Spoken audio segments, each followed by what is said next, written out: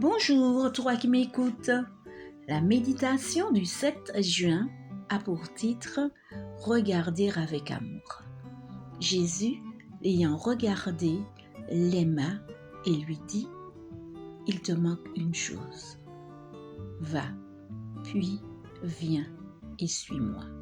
Marc 10, verset 21.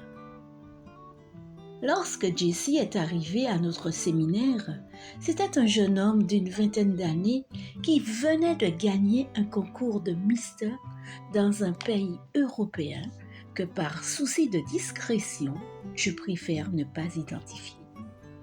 Il était assez inhabituel de recevoir parmi nous quelqu'un qui venait d'un milieu aussi éloigné de celui de nos églises. Ses qualités étaient évidentes.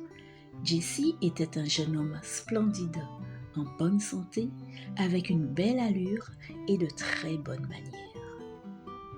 Il n'était pas difficile de réagir comme Jésus et de ressentir un certain degré d'admiration, d'attirance ou d'appréciation pour Jesse, qui avait encore moins de raisons de suivre Jésus que le soi-disant jeune homme riche de l'Évangile, mais qui avait pourtant déjà décidé de se donner au Christ. Bien accueilli dès le début, ce nouvel étudiant devint rapidement un excellent pasteur et finit par devenir président de l'Union des Églises adventistes du 7e jour de son pays. Le regard de Jésus, mu par l'amour, c'est-à-dire par le désir de faire le bien, va jusqu'au fond des cœurs. Marc le décrit dans une phrase qui signifie qu'il le regardait avec affection, avec tendresse. La force de son appréciation se reflétait dans son regard. Jésus est le modèle à suivre pour apprendre à regarder les autres. Il est très probable que si Jesse avait eu une autre apparence à son arrivée dans notre école, s'il s'était présenté à nous sale, débraillé, couvert de tatouages ou en train de fumer, il aurait, au moins à ce moment-là, reçu un accueil différent. Notre apparence, même si nous essayons de la cacher, traduit toujours plus ou moins nos émotions les plus profondes.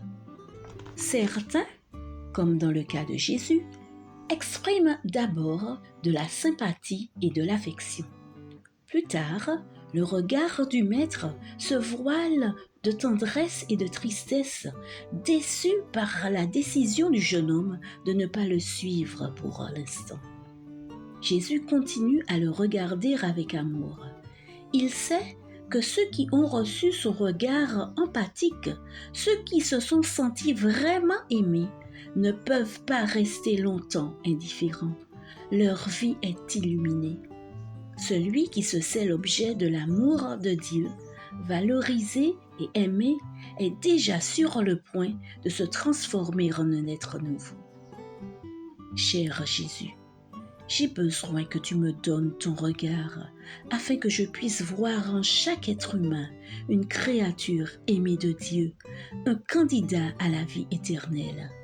Donne-moi ce regard accueillant et compréhensif qui ne juge pas et ne condamne pas d'emblée, mais qui réhabilite et rend digne.